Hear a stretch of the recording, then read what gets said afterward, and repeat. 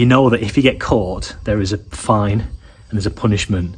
And, you know, that's the risk that you take. Do it, but do it at your peril, you know, because if you get caught, you know, you'll be fined. In Thailand, there doesn't seem to be any consequence.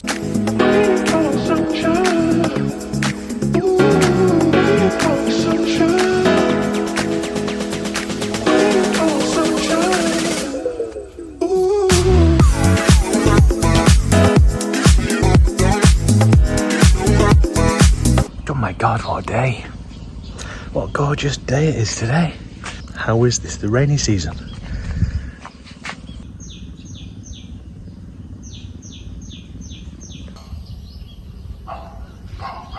For some reason, people like to paint the walls and fences and houses extremely bright, primary colours.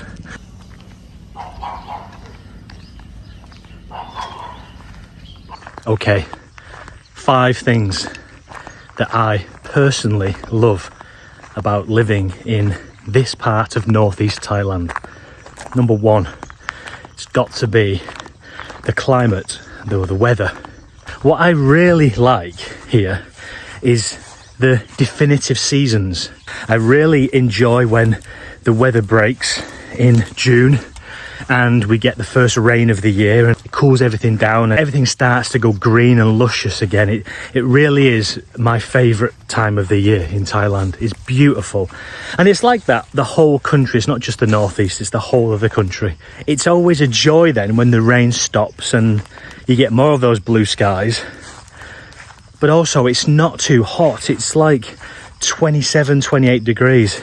It's ideal. So that period of what's called, you know, the cold season, and it runs from about October to kind of January time, right the way through Christmas, and it's beautiful. It really is beautiful time to visit Thailand as far as I'm concerned. It's gorgeous.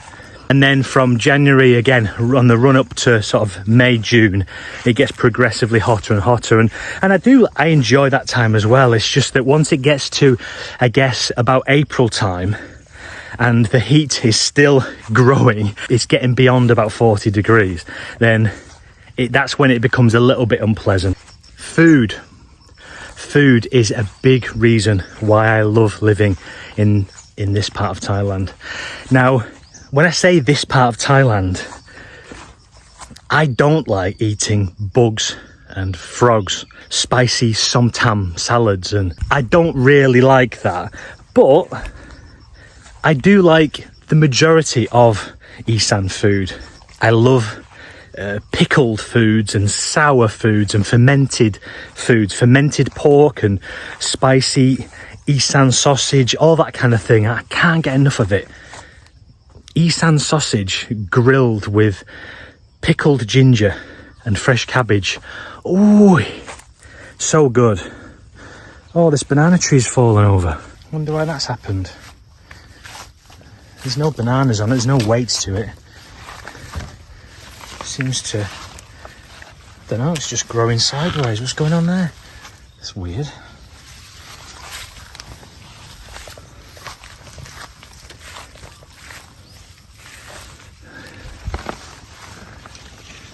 Oh, what a shame.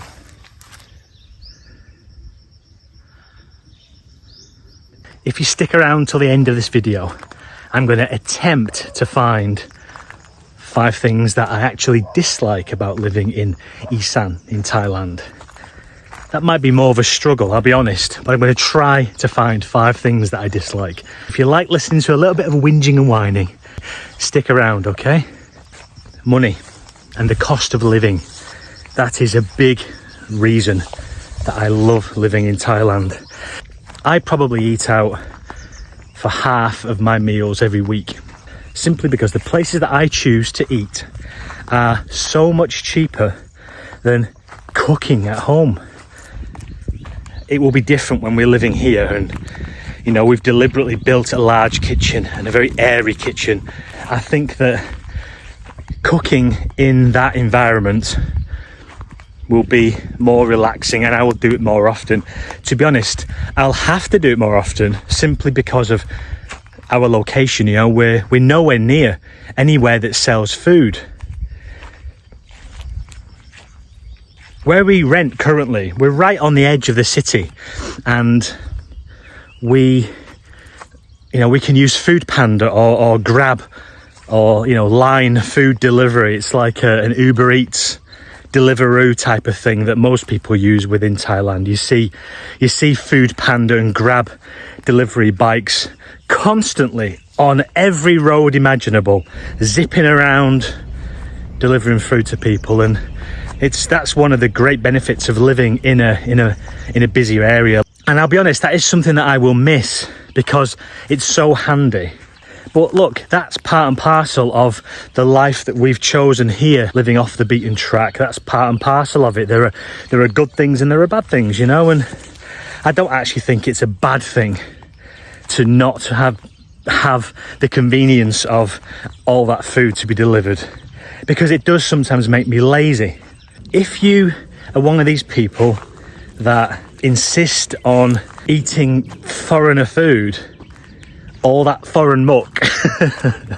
I'm just joking. Look, what I mean by that is, if you have to have your food staples that are obviously imported into Thailand, your food shopping bill will be probably the same, if not more expensive than back home. That's why I don't do that. Well, it's not the only reason I don't do that. I like Thai food. Me and Anna have lived together in the UK prior to coming to Thailand for 10 years. And so I've slowly become accustomed to spicy Thai Isan food over that period. Before I even got to Thailand, it was part of my life. So I steadfastly avoid bars in Thailand. There's lots of them in Nong Balampur, and I avoid them. I don't think I've ever been to one, other than to have a breakfast once. It's expensive. If you're going to sit in a bar and drink 5 or 10 bottles of beer, I mean, my God, that is going to add up. The cost of that is going to really add up. So it's not something that I do, and it's not something that I particularly want to do. I don't miss being in a bar drinking beer, so I don't do it here. I just don't, it holds no appeal to me whatsoever. Just do me a favour, pass me a banana while you're up there. And also while you're up there, give me one of them. Let me know you're enjoying the content. Okay, thank you. Pass me that banana now, will you? Thank you very much. A banana and a thumbs up is all I ask. Okay, another reason is the lack of red tape when it comes to getting things done in Thailand. It is an absolute pleasure and a joy to plan anything, build related. Now, I'm sure it's different if you have property in a city. I'm sure that's different. So, I can't speak for that situation, but when you are building in a rural environment, there really are no rules. Things seem to be based upon common sense.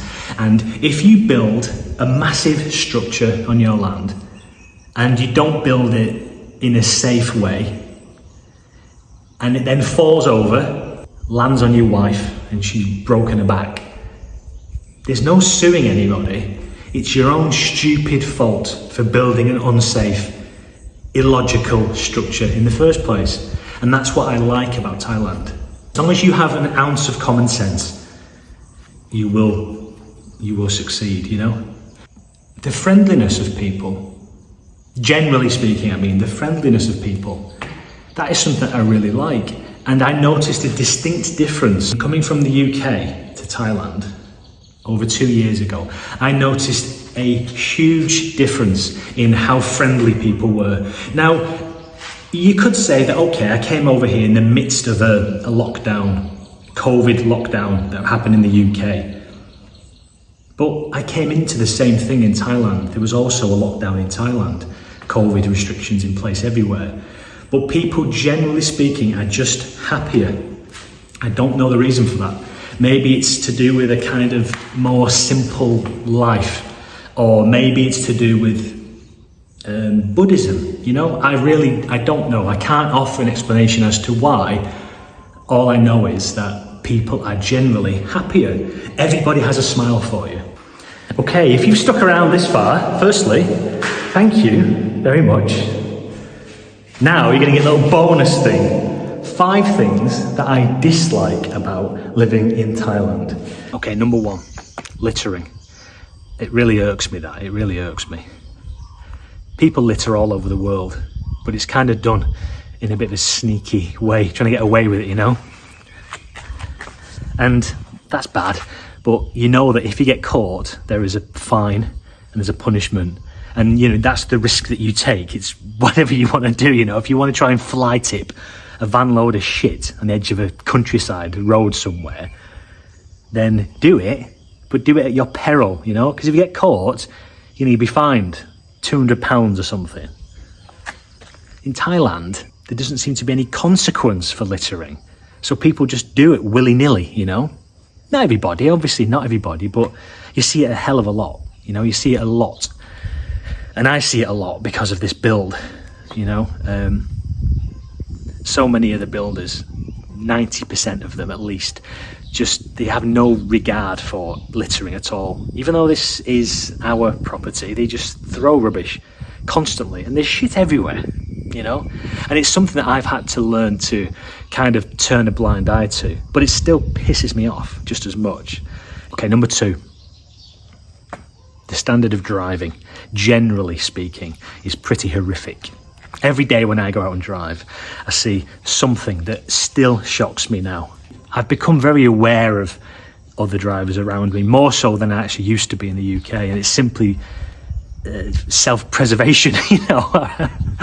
It really is really bad. If you're coming here on holiday and you're going to rent a car or whatever and drive, and you've not done it before, you're not used to it, be very, very aware that the majority of other drivers are ridiculously unsafe and also very, very selfish, which is, it's a strange thing, because one of the things that I love about Thailand is how friendly and beautiful the people are. But as soon as those people get behind the wheel of a car, they completely change. It's like polar opposites. And they become like aggressive, selfish psychopaths when they're behind the wheel. Look, this says it all about Thailand, okay? When you flash your lights at somebody, anywhere in the world, as far as I'm aware, it's a sign of positive vibes. You know, you're telling somebody, it's a gift, isn't it? You know, you're saying, you go, I'll wait for you, you go ahead of me, I'm letting you go, I'm giving you a gift, there you go, enjoy it.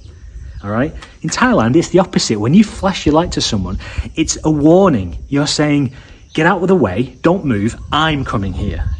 Get out of the way. Bing, bing, flash, flash, flash, get out of the way. There is no signal you can make in your car in Thailand as an indication that somebody can go ahead of you. It doesn't exist.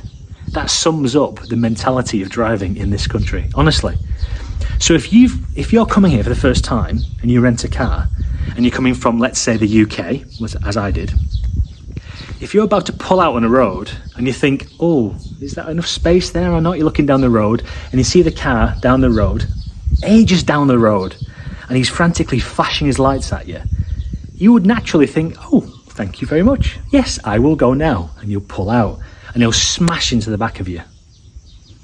You know, it's the opposite. It's the opposite. He's telling you, don't you dare pull out on this road. I am here, not you. So remember that. It's very important. I don't like the heat 1 month of the year in May.